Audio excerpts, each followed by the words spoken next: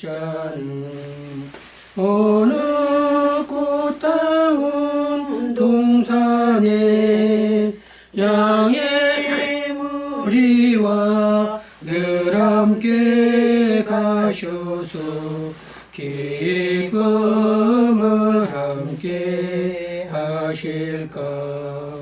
길도 없이 거친 넓은 들에서 갈 길 못 찾아 애쓰며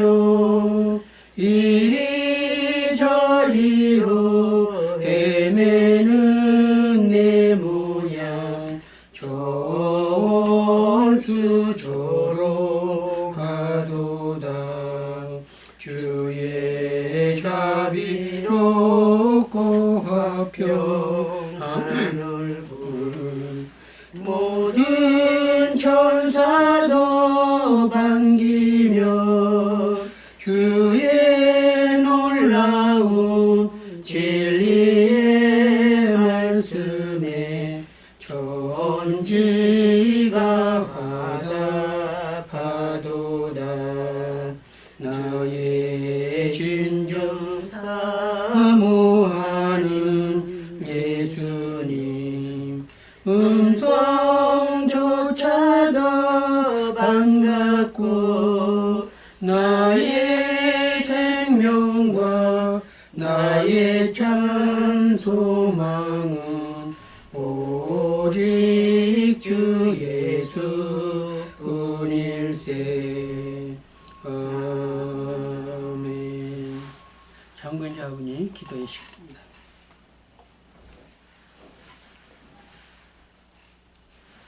사랑이 많으신 하나님 아버지 감사합니다. 오늘도 아버지 하나님 또 이렇게 설교하고 배울 수 있도록 시간을 주시고 인도해 주심을 감사합니다. 아버지 하나님 교수님에게 아버지 하나님 오고 가는 길을 피곤치 않게 하시고 아버지 하나님 말씀을 가르칠 때에 아버지 하나님 힘 주시고 능력 주시고 권능 주시기를 간절히 기도합니다. 우리는 설교학을 배우며 아버지 하나님 정말로 이 설교학을 통하여서 아버지 저희들 아버지 하나님 살아가는데 힘이 되게 하옵소서. 하나님 감사합니다. 함께 해주실 줄 믿고 이 시간 붙들어 주시옵소서. 예수님 이름 받들어 기도드리옵나이다. 아멘. 추석들 잘 지내셨어요? 코로나 때문에 그냥 뭐 고용 애들도 많이 못 가고 그런 것 같아요. 예배도 비대면으로 드리고 지금 뭐 아주 나라가 아주 그냥 여러 가지 힘든 상황 가운데 있는데 이거 안 켜요? 켰어요?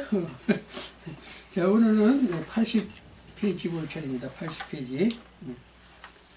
충성된 종을 칭찬하신다. 3번 여기 할 차례인데 또 좀 보겠습니다. 3번 충성된 종을 칭찬하신다. 하나님의 말씀을 충성되게 전달하는 설교자는 세상적으로는 모든 사람으로 하여금 하나님에게 영광을 돌리게 하며 신앙적으로는 하나님의 칭찬을 받는 이중적인 축복을 누리게 된다. 그러므로 참된 설교를 통한 축복을 발견하여 하나님에게 영광을 돌리는 종이 되어야 한다. 우리가 설교를 잘하고 또 예배드리는데 예배는 누구를 위해서 드릴까요?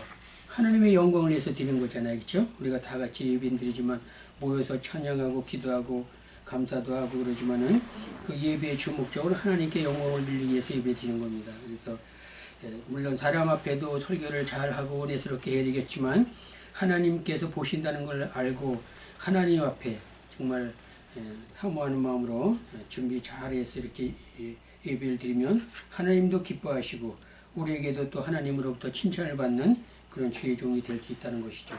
또 성도들도 마찬가지로 말씀을 듣고 그 말씀대로 실천하고 순종하고 그런 삶을 살게 되면은 하나님께서 얼마나 기쁘게 여기시겠어요.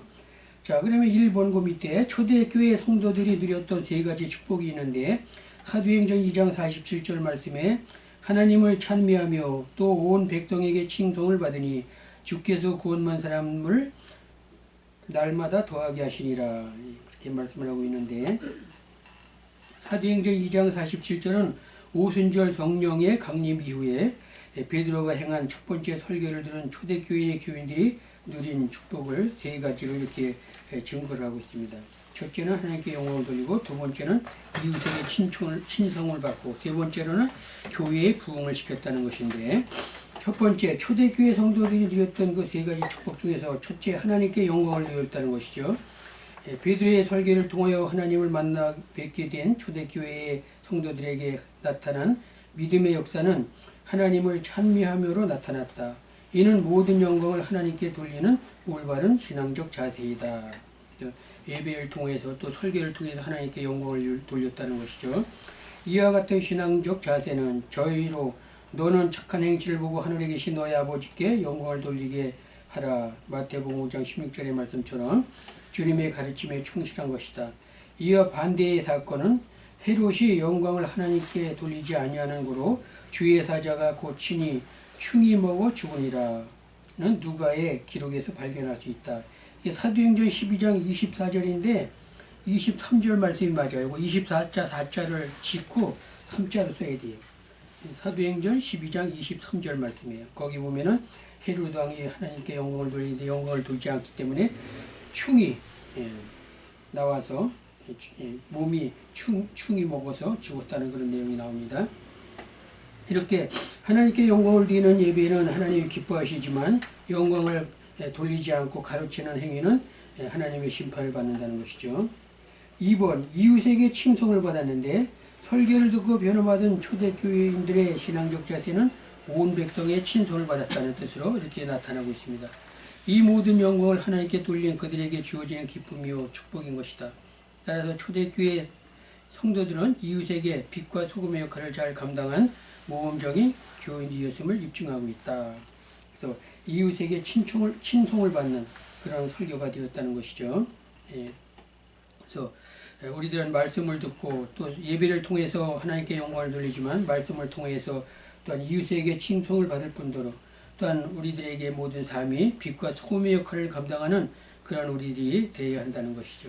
이것이 바로 우리 교인들의 모범적인 삶이 될 수 있는 것이죠. 제가 늘 얘기하지만 설교자가 설교는 아주 기가 막히게 잘해놓고 목회자가 설교의 말씀대로 동떨어진 삶을 산다면 그거 성도들이 어떻게 생각하겠어요? 아, 우리 목사님은 설교는 참 기가 막히고 은혜스럽게 잘하는데 행동하는 거 보면 아주 그냥 뭐 세상 사람하고 똑같아. 이런 얘기를 듣는다면 그게 칭찬이에요, 욕이에요? 욕이에요. 욕을 설교를 통해서 욕 먹을 필요는 없잖아요. 설교를 하면은 설교한 대로 내가 그 삶을 살아야 돼요. 그렇기 때문에 설교가 참 중요한 것인데 설교 따로 행동 따로 하면 안 된다는 것이. 그래서 설교가 그만큼 중요하기 때문에 설교를 좀 신경을 써서 잘해야 돼요. 그래서 난 좀 부정적인 얘기이긴 하지만은 설교를 너무 기가 막히게 하지 말라는 거예요. 그렇게 잘해놓고 행동을 따로 하면은 그 설교 말씀대로 살지 못한다면 그 이중적인 성격 아니에요. 그렇죠? 그러니까 차라리 설교를 좀 못하더라도 조금 은혜를 들키지 못하더라도 그 말씀을 지키려고 노력하고 거기 말씀에 순종하는 삶을 목회자가 먼저 설교자가 살아야지 그게 본이 되고 목사님을 존경하고 그렇지 설교만 잘해놓고선 자기는 따로 살면은 다른 생활을 한다면 이게 문제가 되는 거예요. 성도들이 따라오겠어요? 안 따라오겠어요? 성도들은 목회자를 닮아가요. 그래서 보면은 오래 신앙생활 한 사람들 이렇게 보면은 권사님이나 뭐 장로님들 보면은 목사님의 그 흉내를 많이 내요. 왜? 오래 신앙을 했기 때문에. 목소리도 비슷하고 기도하는 스타일도 비슷하고 왜? 그만큼 오래 듣고 예배를 드리고 같이 생활했기 때문에 닮아가는 것이죠. 자녀들이 부모를 닮아야 정상적인 것이잖아요. 그렇죠? 자녀들이 부모를 안 닮고 다른 가정의 부모를 닮는 거 잘못된 거 아니에요. 잘못된 거죠. 그래서 목회자는 행동고시를 조심해야 되고 잘해야 돼요. 왜? 성도들을 목사들을 닮아가기 때문에. 설교 스타일이나 삶의 방법도 다 목사님을 닮아가기 때문에 이 참 중요한 얘기예요, 이게. 그래서 물론 이웃에게 칭찬도 받고 그런 생활을 하겠지만 내 자신이 먼저 빛과 소금의 역할을 감당하고 또 교인들에게도 또 이렇게 존경받는 그런 삶이 되어야 된다는 것이죠.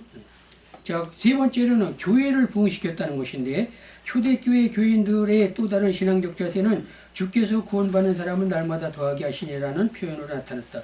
복음으로 무장한 성도들의 신앙은 대중의 호의적인 의향으로 나타나게 되어 많은 사람을 신앙하러 돌아오게 하는 촉진대가 되었다. 구원받는 사람이라는 호의 소조메노이라는 명사화한 현재 분사로 해서 시간을 초월하여 질과 상태 및 그 이상의 표현할 수 없는 것을 표현하는 용법이다. 따라서 한 목회자의 위대한 설교는 이와 같은 많은 열매를 맺게 한다. 그러므로 목회자의 상급 조건은 첫째도 둘째도 훌륭한 설교를 하여 영혼을 건지는 것이다. 그렇죠? 설교의 목적은 영혼을 구원시키기 위해서, 영혼을 건지기 위해서. 그래서 우리가 뭐 전도를 하고 또 말씀을 전할 때 또 죽은 영혼을 살리기 위해서 그렇잖아요. 그렇죠? 사실은 예수 믿는 사람들은 다 하나님에게 속했기 때문에 했지만 믿지 않는 사람들은 죽은 영혼이라 그래요. 죽은 영혼. 영혼이 죽었어요. 그래서 그 영혼을 살리기 위해서 전도도 하고 교회로 이끌고 말씀을 통해서 그 영혼을 변화시키고 이게 목적이거든요. 그래서 죽은 영혼을 살리기 위해 그래서 설교는 영혼을 살리기 위한 설교가 돼야 돼요. 영혼이 살리게 된다는 것은 구원 백성이 다른 말로 말하면 구원 백성이 되게 한다는 거예요. 영혼이 천국에서 같이 영혼의 삶을 살게 천국 백성이 되게 한다는 그런 내용이죠. 그래서 훌륭한 설교를 영혼을 건지게 하는 설교다. 자, 그 다음에 두 번째로는 목사의 축복은 말씀을 바르게 전달하는 것이다. 목사치고 설교를 뭐 그냥 이렇게 아무렇게나 막 하는 설교가 어디 있겠어요. 그렇죠? 누구든지 다 준비를 열심히 하고 기도도 하고 그래서 설교를 하는데 설교를 하다 보면은 이게 내 마음대로 안 될 때가 많이 있어요. 내 의지대로. 물론 원교 설교에서 원고대로만 그대로 하면은 괜찮아요. 원고 설교의 그 장점은 뭐냐면은 그대로 설교한 그대로 준비한 그대로 했기 때문에 실수하거나 그런 건 덜 할 수 있어요. 그렇죠? 왜? 그대로 하니까. 그대로이니까. 근데 원고만 보다 보면은 성도들과의 교제가 이렇게 눈도 바라보고 또 이렇게 뭐 서로 이렇게 마주보고 이렇게 대면 예배 요즘 뭐 비대면 얘기하는데 대면을 통해서 서로 이제 뭐 영적인 어떤 그 교류가 이렇게 이루어져야 그래야지 은혜가 되고 그런 건데 그냥 월간설 그냥 이것만 보고 그냥 이 책만 보고 강의 시간이니까 나도 책을 많이 보는데 책만 보고 이렇게 뭐 눈도 마주치지 않고 뭐 이렇게 상황을 그냥 외면시하고 이렇게 하면은 은혜가 떨어진다는 것이죠. 근데 이제 또 그러면은 원고 지쳐놓고 준비 다 했지만 원고 지쳐놓고 그냥 이렇게 원고 안 보고 한다 그러면은 이제 나름대로 잘 하지만 실수가 많다는 것이죠. 내가 하고 싶은 대로 되질 않아요. 이렇게 설교를 하다 보면은 원고대로만 그대로 하니까 괜찮은데 원고대로 안 하면은 하다가 나도 모르게 삼천포로 설교가 빠져요. 그래서 뭐 주제나 어떤 그 제목의 그 목적과는 달리 다른 얘기를 할 때가 많이 있다는 것이죠. 하다 보면은. 근데 그렇게 되면 이제 안 되는 것이죠. 그래서 목사의 축복은 말씀을 바르게 전하는 것인데 누구든지 다 바르게 전하려고 하지 바르지 않게 전하려고 하는 목회자가 어디 있겠어요. 그렇죠? 근데 그게 그때 뜻대로 안 된다는 것이에요. 그래서 1000번, 10,000번 이렇게 설교를 많이 해야 자연스럽게 이렇게 나오는 것이지 뭐 100번, 200번 해갖고 이게 도저히 안 되는 얘기입니다. 사실. 그래서 설교를 오래 할수록 10년, 20년, 30년, 뭐 50년까지 한 사람들은 뭐 아주 정말 능란하게 아주 잘할 수 있죠. 근데 원교를 봐도 하고 안 봐도 하고 다 할 수 있는데 뭐 10년 설교를 뭐 자기 준비대로 열심히 잘한다고 그래도 10년 이상은 해야 조금 뭐가 돼요. 10년 전에는 잘한다고 해도 그게 잘하는 게 아니에요. 그 안에는 뭐 어떤 자기의 자랑 또 어떤 뭐 자기를 나타내기 위한 어떤 그런 것 이런 것이 많이 섞여 있고 어떤 면에서 또 목회자의 어떤 교만성도 있고 그래요. 근데 10년 20년 하다 보면 그런 게 다 없어져요. 그리고 오직 하나님께 영광 성도들에게 좋은 말씀을 어떻게 하면 먹일까 그런 것만 연구하게 되고 근데 초반에 설교할 때는 내가 설교를 통해서 성도들에게 좀 인기를 얻어야 되겠다 이런 생각을 하다 보니까 이게 자꾸 삼천포로 빠지고 설교가 잘 안 될 때가 많이 있다는 것이죠. 그래서 이런 것을 좀 조심해야 되는데 자, 그 밑에 보면은 마태복음 24장 45절로 46절 말씀인데 충성되고 지혜 있는 종이 되어 주인에게 그 집사람들을 맡아 때를 따라 양식을 나눠줄 자가 누구뇨. 주인이 올 때 그 종이 이렇게 하는 것을 보면 그 종이 복이 있으리로다. 금방 읽은 말씀인데 목회자의 축복은 때를 따라 양식을 나눠주는 주의 종의 사명을 잘 감당할 때 누릴 수가 있다. 즉 말씀 설교를 때를 따라 적절하게 선포함으로 누리게 되는 것이다. 왜냐하면 이와 같은 설교의 충성은 맡기운 자들에게 주장하는 자세를 하지 말고 오직 양무리의 본이 되라. 베드로전서 5장 4절의 말씀과 같이 충성된 결과로서 목자장이 나타나실 때 시들지 아니한 영광의 멸관을 얻으리라. 베드로전서 5장 5절에는 있는 말씀대로 축복이 주어질 것이기 때문이다. 그래서 목자장은 여기서 예수님을 얘기하는 것이죠. 예수님께서 오실 때 시들지 않는 영광의 멸관을 얻으리라. 때를 따라서 우리가 하루에 3끼씩 밥을 먹잖아요. 육신을 위해서. 그렇죠? 때를 따라서 아침, 점심, 저녁 3번씩 먹어요. 또 뭐 더 많이 먹기도 하긴 하지만 주부가 자녀나 또 남편을 위해서 식사 때마다 이렇게 잘 정성을 다해서 음식을 준비해서 먹이잖아요. 그 양식을 잘 먹음으로써 어떻게 해요? 음식을 먹는 자녀들이나 남편이 다 건강을 얻고 힘을 얻잖아요. 근데 뭐 반찬도 그냥 아무렇게나 대충 하고 그냥 뭐 대충 알아서 먹어. 그리고 그냥 뭐 그냥 반찬이 없으니까 그냥 물 말아서 그냥 먹고 그러면 그 영양이 되겠어요? 영양이 잘 안 되죠. 설교도 똑같다는 것이죠. 주부가 가족을 위해서 정성을 다해서 음식을 준비하듯이 설교도 똑같은 의미에서 성도들을 위해서 영의 양식이기 때문에 육의 양식보다 더 신경을 써가지고 잘 준비해서 먹으면 그 영혼이 영의 양식을 먹고 어떻게 되겠어요? 신앙생활을 잘하고 믿음의 생활도 열심히 잘하고 영육간의 강건함을 얻어서 더욱더 열심히 충성을 다하지 않겠어요? 그런 뜻에서 이제 열심히 최선을 다하라는 것이죠. 그리고 설거지의 충성은 맡기운 자들에게 주장하는 자세를 하지 말고 양무리의 본이 되라. 맡기운 자들의 주장하는 내 주장, 내 방법대로 하지 말고 오직 양무리의 본이 되라. 양들에게 본이 되는 그런 삶을, 아까도 얘기했지만은 설교를 통해서 설교는 은혜스럽게 잘해놓고 설교의 삶대로 살지 못하면 그 본이 안 되는 것이죠. 본이 되기 위해서는 정말 최선을 다해야 되는 것이죠. 자, 또 세 번째는 성도는 목회자가 주 앞에서 자랑할 면류관이다. 우리의 소망이나 기쁨이나 자랑의 면류관이 무엇이냐? 그의 강림하실 때 우리 주 예수 앞에 너희가 아니냐? 데살로니가전서 2장 19절 말씀인데 넘겨서 사도 바울은 데살로니가 교회의 성도들이 마게도냐와 아가야 모든 자의 본이 되었을 뿐만 아니라 그들의 믿음의 역사에 대한 소문이 각처에 퍼짐으로 데살로니가전서 1장 7절로 8절 그들이 바로 목회자인 사도 바울과 그의 일행들로 하여금 주 앞에서 자랑의 면류관이 됨을 증거하였다.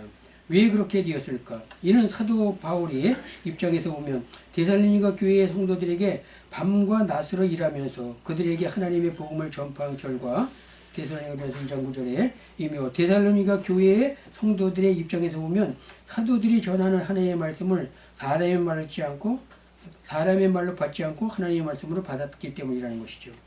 설교를 함에 있어서 성도들이 설교자의 말을 듣고 저 말은 사람의 말이 아니고 목사의 말이 아니고 하나님의 말씀이다. 그렇게 하나님의 말씀으로 받아들이면 은혜가 더할 수 있다는 것이죠.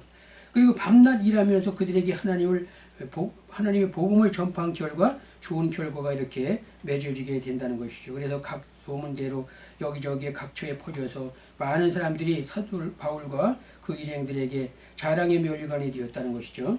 이와 같이 전하는 자와 듣는 자가 다 같이 한 마음과 한 뜻을 가지고 믿음 안에서 하나가 될 때 놀라운 믿음의 역사가 일어났음을 데살로니가에서 전체에서 증거하고 있다.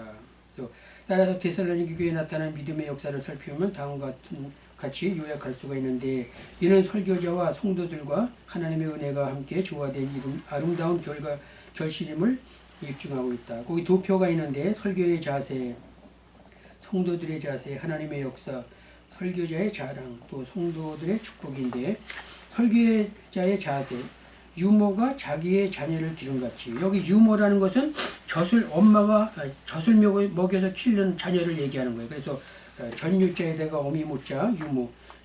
유모가 자기의 자녀를 기름같이.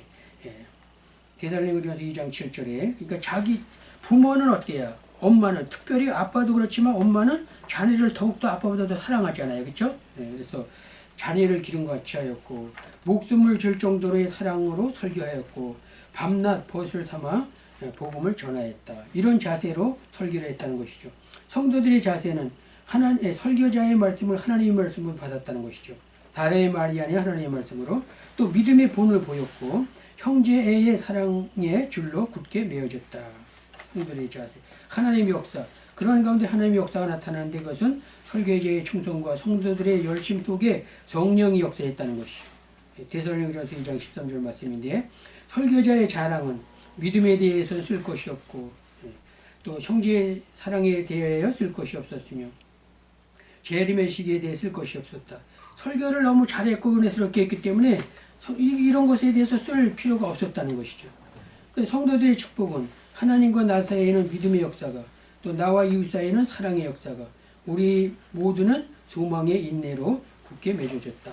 그래서 우리가 믿음의 신앙 생활에는 하나님의 역사가 반드시 나타나게 돼 있고 또 사랑의 수고가 반드시 필요하고 끝까지 소망의 인내를 가지고 소망을 가지고 나아갈 때 우리가 다 축복받는 또 천국 백성이 되는 그런 축복이 우리에게 주어진다는 것이죠. 따라서 오늘날도 하나님의 인도하심을 받은 교회라면 이와 같이 설교자와 성도들이 하나가 되어 성령의 역사심을 따라 믿음의 본을 보여야 한다. 그러므로 이와 같은 축복의 계기는 설교자가 하나님의 말씀을 충성되게 전달할 때 발생하는 것이다. 그래서 설교자가 그만큼 아주 중요한 역할을 하는 것이죠. 그래서 설교를 은혜스럽게 또 잘하고 성도들에게도 그 설교한 대로의 모습의 본을 보여서 존경을 받고 칭찬을 받고 하나님께도 영광을 돌리는 그런 설교를 해야 된다는 것이죠. 자, 그 다음에 이제 3과로 넘어가서 설교의 7계명인데 1번 설교로 목회하라. 설교를 이제 목회하는 것인데 목회는 사실 설교만 가지고 되는 건 아니죠. 그렇죠? 신방도 해야 되고 구제, 봉사 활동 뭐 여러 가지 또 활동이 많이 있죠. 행정적으로 또 교회를 잘 이렇게 다스려 나가야 되고 그런데 하여튼 설교가 중요하기 때문에 설교학 시간이기 때문에 설교로 목회하라는 것이죠. 설교는 그리스도의 유형과 증거의 바탕을 두고 있으므로 말씀이 바르게 증거되는 교회는 참된 그리스도의 교회이다. 따라서 목회자는 설교로 목회를 할 때 하나님이 기뻐하시는 목회를 하는 것이다. 설교에 전무하라. 설교에 아주 그냥 전심전력하라는 것이죠.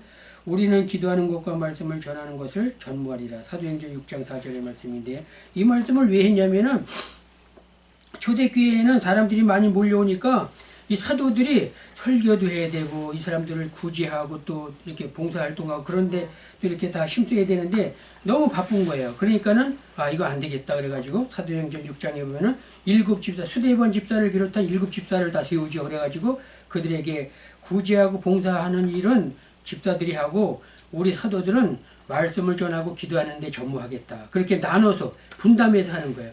그러니까 목회는 사실 목사가 아무리 훌륭해도 성도들이 또 직원들이 협력 안 해주면 못해요. 목사가 아무리 훌륭한다 해도 혼자 할 수 있어요? 못하지요. 성도들이 나와서 교회 봉사활동도 하고 구제도 하고 또 뭐 어디 도와줄 때도 가서 같이 갈 수 있고 신방도 같이 하고 이렇게 해야지 되는 것이지 목사 혼자는 이게 아무리 훌륭해도 못합니다. 그리고 성도들이 도와주지 못하면 못해요. 하나님의 일은. 다 협력해서 저는 일하는 말이 그래서 나온 건데 그러면은 이 초대교회 마찬가지로 이 7집사를 세워서 구제하고 봉사하는 일에 맡기고 이 사도들은 기도하는 것과 말씀 전하는 것에 전무했다는 것이죠. 말씀 전하는 것이 바로 설교인데 전하는 것은 이제 전도를 얘기했겠죠. 이 당시에는 말씀을 전하는 것은 이제 전도하면서 기도하면서 또 말씀을 전하고 이렇게 했다는 것이죠. 자, 그 밑에 보면은 하나님의 역사를 말하면 예루살렘에 수많은 사람들이 신앙으로 돌아오게 되자 사도들이 고백한 지혜의 음성은 첫째로 그들의 신령한 직무를 시사하고 둘째로 그 받은 일에 자신들의 모든 시간을 기도와 설교에 헌신하기를 기대하였다. 본문은 목회는 설교를 통하여 이루어져야 함을 묘사하고 있으며 이 말씀은 오늘날 모든 설교자들이 깊이 명심해야 할 좌우명이 되어야 할 것이다. 김동림 목사는 그 환경부 장관을 지낸 누구죠? 여자분인데 갑자기 이름이 생각나는데 그 여자분이 그분이 이제 남편인데 김동림 목사가 이렇게 설교해야 한다. 황산성인가 그죠? 그 환경부 장관 여자 지낸 분이죠. 그 남편이 김동림 목사인데 이렇게 설교해야 교회가 성장한다 해서 목회 사역에서 중추적인 문제는 설교다. 그래서 목회의 핵심은 설교인 동시에 설교를 통해 목회해야 한다고 해도 지나친 말이 아니다. 목회의 70%는 설교에 있다.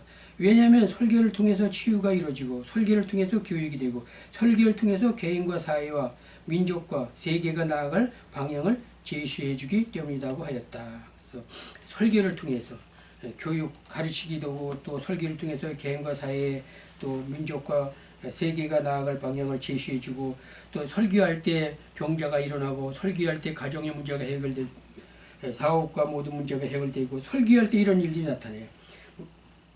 물론 기도할 때도 기도하면서 나타나지만 기도만 한다고 되는 건 아니죠. 그렇죠? 설교할 때도 이런 역사가 나타난다는 것이죠. 따라서 최우선의 최우선 과제는 목사의 과제는 목회의 가장 중요한 자질은 설교에 있다. 그래서 루터는 설교의 능력이 없는 자는 신학을 하지 말라고 했을 정도이다. 설교할 능력이 없는 자는 신학을 하지 말라는 것이죠. 이중표 목사는 그의 저서인 산자의 행복이라는 머릿말에서 목회자의 생애는 강단에서 설교 사역으로 이루어진다고 할 수 있습니다. 그러므로 목회자의 행복과 불행, 또 성공과 실패는 설교로 결론이 난다 해도 과언이 아닙니다. 하며 목회자의 설교와의 관계를 설명하였다. 목회자에게 가장 중요한 설교를 못한다고 담임 맡은 교회에서 쫓겨나는 것은 아니다. 그러나 설교를 못하면 다른 사건이 있을 때 쫓겨나는 비운을 맞이하게 된다. 설교를 못하는 실패자는 교회 내에서 크고 작은 사건들이 계속 일어나게 된다. 이는 어린아이가 젖꼭지를 무는 이유와 비교하면 유사하다. 거기 두 표가 있는데 어린이가 젖꼭지를 무는 이유는 생명의 젖줄이 나오지 않기 때문에 젖꼭지를 문다는 것이죠. 목사와 성도의 싸움의 이유는 생명을 주는 말씀이 빈곤한 가장 큰 원인이 된다. 그래서 말씀을 제대로 안 전하고 은혜를 못 끼치면은 설교를 못하게 되면 성도들이 알게 모르게 불만이 많이 쌓인다는 것이죠. 그래갖고 그거 나중에 폭발하면은 큰 싸움으로 이어져서 결국은 어떤 교회 목사들은 짐 싸갖고 이사 가야 돼요. 그런 결과가 옵니다. 축구선수 골대 앞에서 공을 꼬리 못 차면 비참하며 미술 선생이 그림을 못 가리면 비참하며 음악 선생이 음치라도 발성을 못하면 비참하며 목회자가 설교의 능력이 없으면 가장 비참해진다. 각 그 분야에서 전문가들이 전문성에 대한 그 어떤 자기의 능력을 발휘를 못하면 비참해지는 거예요. 그렇죠? 그래서 우리 목회자는 어떻게 해야 돼요? 모든 일을 다 잘해야 돼요. 여기 있는 대로 축구도 잘해야 되고 미술도 잘하고 음악도 잘하고 다 잘하면 얼마나 좋겠어요. 그렇죠? 근데 뭐 재능대로 다 쓰여지긴 하지만 특별히 제일 중요한 것은 목회자는 설교의 능력이 있어야 된다는 것이죠. 설교를 통해서 하여튼 은혜를 끼치고 그 사람들의 마음을 변화시키고 누가 와도 도둑놈 깡패 사기꾼 이런 사람들이 와서 설교를 듣고 그 마음이 변화되면 이게 큰 일을 하는 거예요. 얼마나 큰 일을 하는 거예요. 그게 그렇죠? 그 영혼을 구원시키는 건데 대통령이 와서 앉아 있어도 자신 있게 확신을 가지고 전해야 되고 국회의원이 전해야 되고 해야 됩니다. 그래서 목회자의 참 중요성을 이렇게 강조하고 있는 것인데 그래서 뭐라고 했냐면은 설교로 목회하라. 두 번째는 설교로 교회를 성장시켜라. 자, 교회는 하나님의 부르심을 입은 자들이 모이는 공동체인데 그 공동체의 성장은 부르심의 주체인 하나님의 말씀으로만 성장된다. 사도행전에 나타난 기록들을 보면 풍성한 말씀으로 가실 때 교회가 부흥하였는데 이는 그 말씀 속에 성령이 역사였기 때문이다. 여러분들 아주 귀에 못이 박히도록 얘기했을 거예요. 교회가 부흥되고 설교를 하려면은 성령이 역사를 해야 돼요.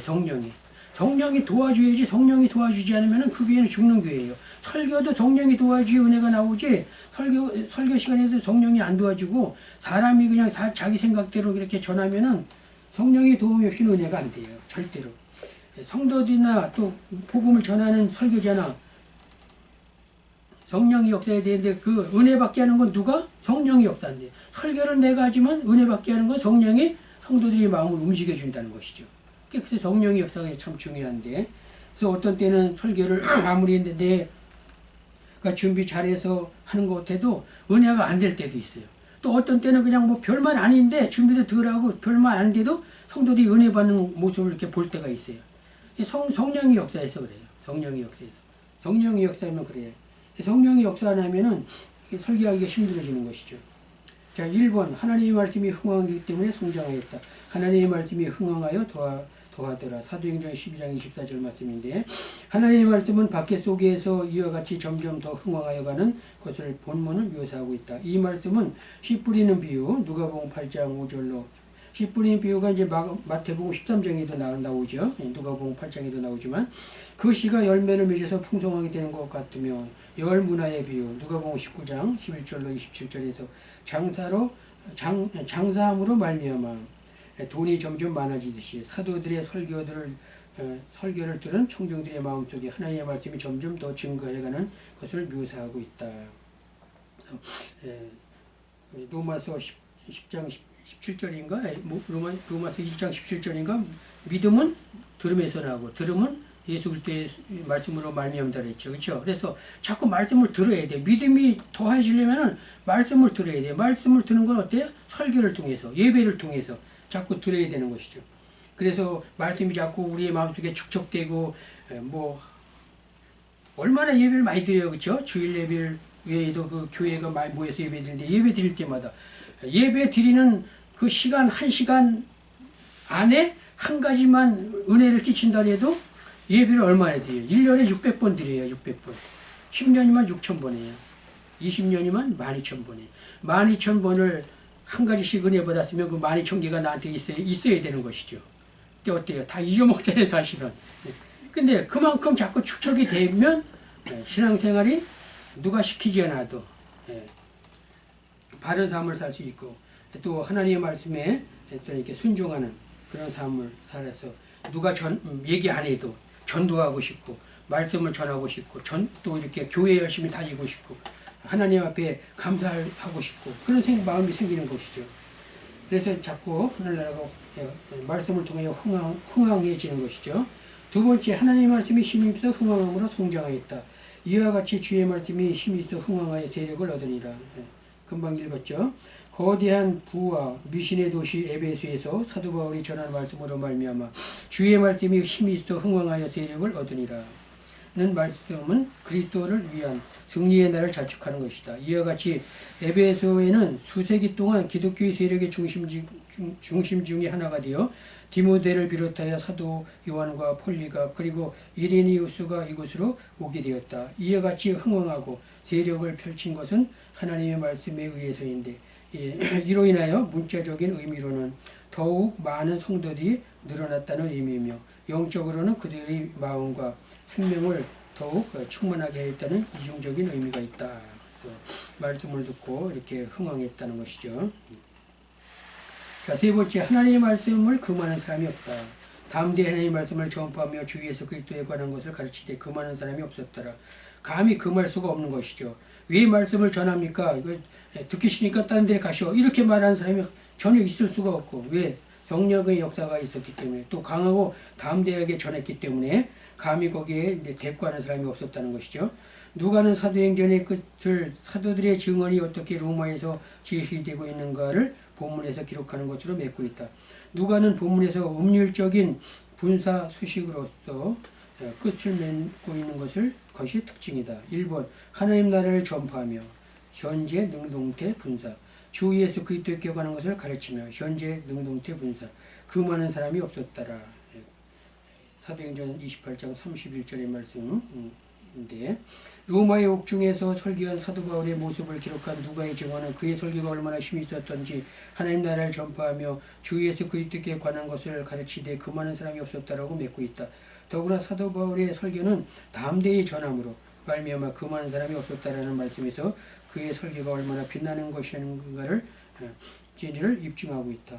이와 같은 사도 바울의 설교는 내가 너에게 분부한 모든 가르쳐 지키게 하라.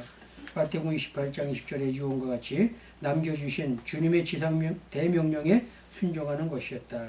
그래서 내가 너에게 분부한 모든 것을 분부하는 것이 뭐예요? 복음 전파하는 거예요. 말씀을 전하고 영혼권에 앞장서고 말씀을 잘 가르치고 그렇게 하라는 것이죠. 우리가 말씀을 듣는 것 참 중요해요. 그래서 은혜 받는 건 중요하지만 이 지키는 것도 참 중요해요. 말씀을 듣고 그대로 순종하고 행하고 실천해야 되는데 말씀대로 살지 못하고 지키지를 못해. 그러면 어때요? 그 드러난 만 아니에요. 그렇죠? 설교를 듣고 지켜야 되는데 우리가 무슨 사회적으로나 나라에서도 법을 이렇게 뭐 하면 해서 정해놓고 지키라고 하면 다 지켜요. 우리 지금 마스크 쓰라고 하니까 다 이게 법이야. 그렇죠? 지금 마스크 쓰는 게 법이야. 요즘 요 근래에는. 네, 지키지 않으면은 거기에 대한 어떤 그 보상이 따라오잖아요. 그렇죠? 뭐 다음 달 11월 13일부터는 마스크 안 쓰면 10만 원씩 내야 돼요. 무조건. 한 달 여유를 줘가지고 어저께 뉴스에 보니까 마스크 안 쓴 사람은 다음 달 13일부터는 어디서든지 하여튼 걸리면 무조건 10만 원씩 내야 된대요. 그래갖고 뭐 어떤 사람들이 뭐 지금부터 준비를 한대요. 뭐 이렇게 핸드폰을 갖고 다니다가 마스크 안 쓰니까 무조건 찍어갖고 고발하면은 10만 원 벌금 먹고 그 고발하는 사람은 돈을 준대요. 뭐 얼마 주는지 몰라도. 그래갖고 마스크를 쓰게 하는데 이게 이런 어떤 그 국가적으로나 사회적으로 또 어떤 뭐 그 사회 활동에 있어서도 이렇게 법이 정해져 있고 지키라 그러면은 지켜야 되잖아요. 우리 성경 말씀도 어때 이거? 성경 말씀에 보면은 하지 말라 두 개로 돼 있어요. 이렇게 해라, 이렇게 하면 안 된다. 다 읽어봐요, 그렇죠? 십계명을 비롯해 성경 말씀에 보면은 뭐 역사적인 얘기도 다 있지만은 신약에 보면은 다 산상보원 뭐 마태복음 5, 6, 7장에 보면은 다 이렇게 해야 된다, 저렇게 해야 된다, 지켜야 된다 그렇게 말씀하잖아요, 그렇죠? 하나님의 말씀은 그냥 뭐 이렇게 적어놓은 게 아니에요. 그 말씀대로 살게 하기 위해서 그렇게 하라고 이렇게 말씀을 이제 이렇게 성경 말씀을 이제 우리에게 주신 건데 지켜야 됩니다. 지켜야 돼. 지키는 게 참 중요한데 근데 우리가 말씀대로 다 삽니까? 못 삽니까? 사실은 못 살아요. 성경 말씀대로 다 못 살아요. 목사인 저도 성경 말씀대로 다 못 살아요. 십계명 다 지켜요? 못 지켜요. 뭐 부모를 공경하라? 공경 못할 때가 많이 있어요. 거짓말 하지 말라? 거짓말 할 때도 있어요. 네 이웃을 미워하지 말라? 미워할 때 있어요. 욕심내지 말라? 이웃의 것을 탐내지 말라? 탐낼 때 있어요. 그렇죠? 십계명대로 다 못 지켜요. 목사들도 마찬가지예요. 목사라고 다 지키는 게 아니에요. 그런 것을 알고 깨달을 때 내가 죄를 짓구나. 그리고 이제 죄를 짓지 말아야 되겠죠. 그게 이제 믿지 않는 사람과 믿는 사람과 다른 것인데 성도들도 마찬가지예요. 말씀대로 다 살지 못하고 지키질 못해요. 그러나 알기 때문에 지키려고 노력은 해야 안 해요. 노력은 하죠. 그래서 어떻게 하면 죄를 짓지 않고 어떻게 하면 말씀을 지킬까 노력하는 그런 삶을 하나님은 기쁘게 보시는 것이죠. 그래서 죄가 있으면 즉각 회개하게 하나님께서 인도하셔서 깨닫게 하고 회개하고 또 이제 용서함을 받게 이런 삶 가운데 살다가 주님 부르신 날 우리가 천국에 갈 것인데 하여튼 이 땅에서 살면서 우리가 사는 동안에 우리의 말씀을 가르치고 지키게 하는 것이 우리의 설교자들의 또는 우리들의 사명이죠. 자, 밑에 부분에서 밑에서 셋째 줄 구약에 나타난 여호사밧 왕은 솔로몬 이후 이스라엘을 가장 강대국으로 이룬 왕이다. 그는 여러 성경 교사들을 각 성에 파송해서 성경을 가르치도록 하였다. 그 결과 나라가 부강해지므로 이웃나들이 넘보지 못했다. 그리고 구약의 히스기야, 느헤미야, 에스라 등의 선지자들은 모두가 성경 중심 말씀을 가르쳐 범죄한 이스라엘로 하여금 하나님에게로 돌아오도록 하는 중요한 계기를 제공하였다. 이와 같이 초대교회에 사도교사와 평신도 교사들이 있었음을 사도행전 13장 1절 이하는 증거하고 있다. 거기 도표가 있는데 구분, 이름, 비교, 사도교사, 또 평신도 교사인데 이름 바울, 베드로, 바나바가 사도교사의 사도들이니까 또 평신도 교사 시므온, 루기오, 마나엔 이런 사람들이 평신도 교사였죠. 비교하면은 사도들은 오늘날의 목사 같은 직분이라고 할 수 있고 평신도 교사는 구역장이라고 이렇게 표현할 수가 있고 그렇죠. 하나님의 피로 값주시고 사신 교회는 가르치는 교회 또 말씀이 살아있는 교회일 때에 부흥하고 성장하게 된다. 그러므로 목사가 가르치는 방법의 최우선 조건은 설교에 있다. 따라서 설교는 설교로 부흥하고 설교로 성장하는 교회가 하나님의 말씀에 순종하는 교회이다. 그래서 부흥에도 중요하고 또 이제 예배도 다 중요한 것이죠. 그래서 설교를 통해서 교회가 성장하는 그런 교회. 그래서 소문이 나는 그런 교회가 되기 위해서는 설교를 잘해야 되죠. 그래서 성도들이 말씀을 듣고 또 뭐 사람들을 많이 불러올 수도 있고 그렇죠. 우리 교회에 오면은 목사님이 은혜스럽게 설교하니까 와서 좀 들어봐라 이렇게 해가지고 전도도 하고 설교를 못하고 그냥 뭐 맨날 비판하는 설교를 하고 그러면 성도들을 데려올 수 있을까요?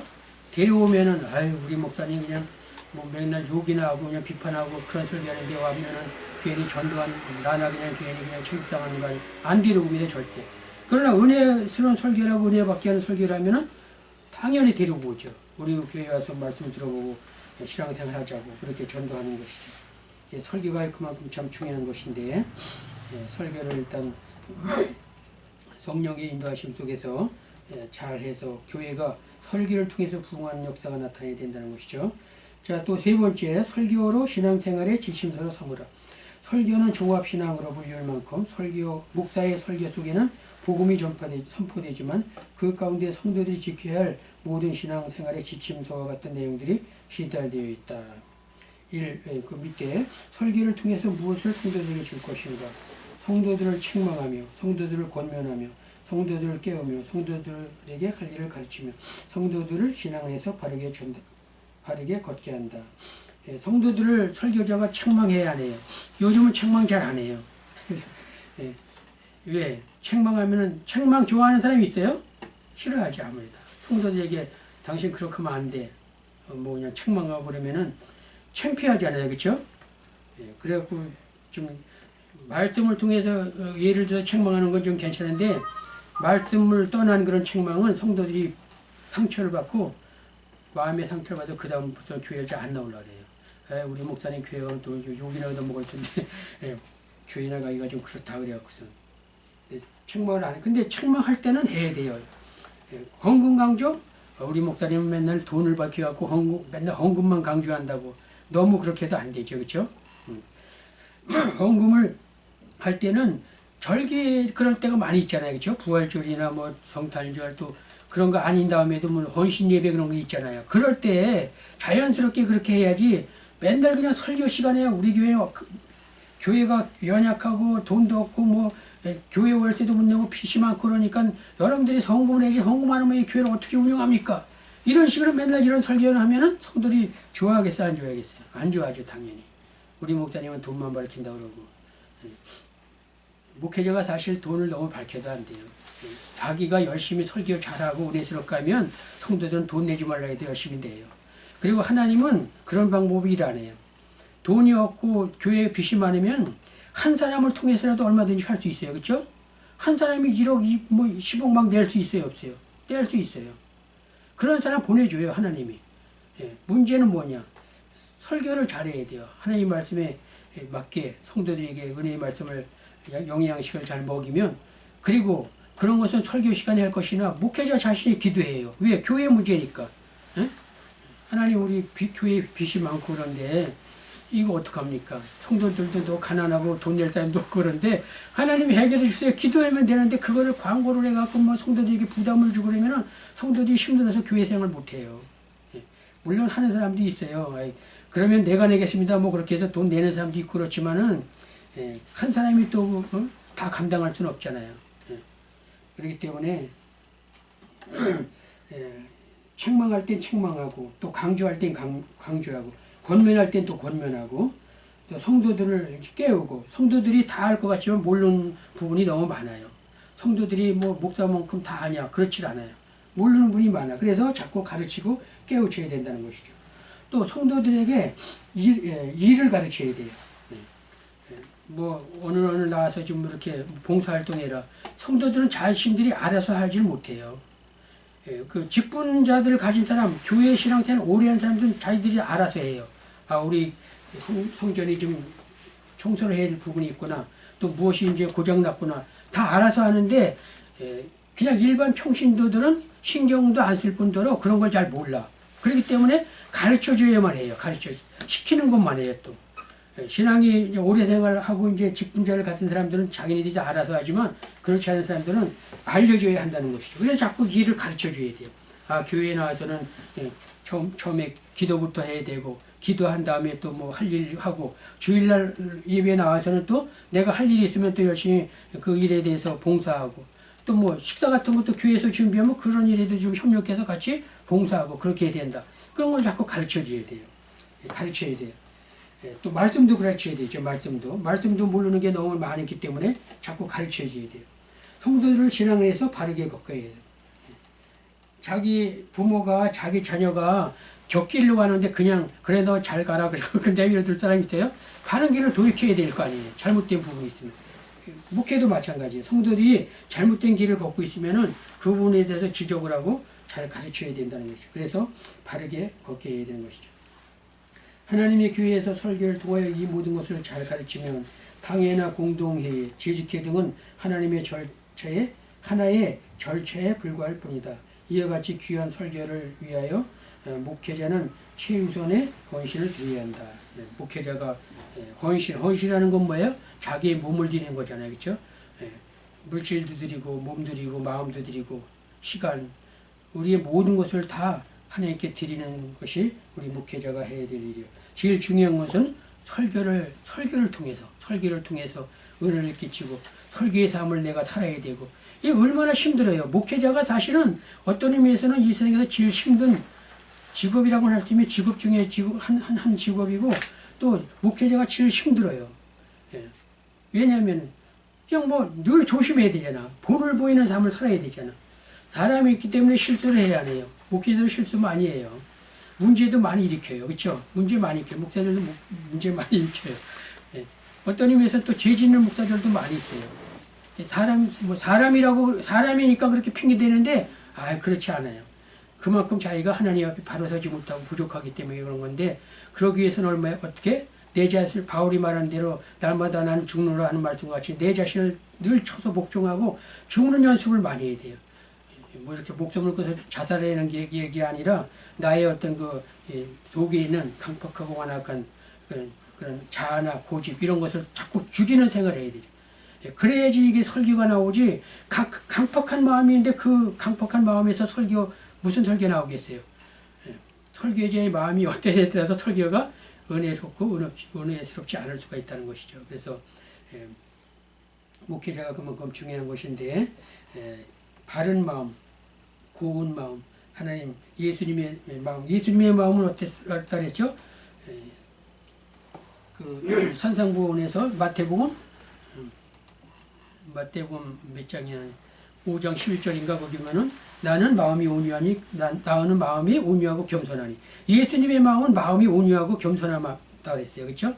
그래서 나에게 와서 배우라 그랬죠. 그렇죠? 내 짐은 가볍다 그랬죠. 내 몽해를 베고 나에게 배우라. 내 짐은 가볍다 그랬죠.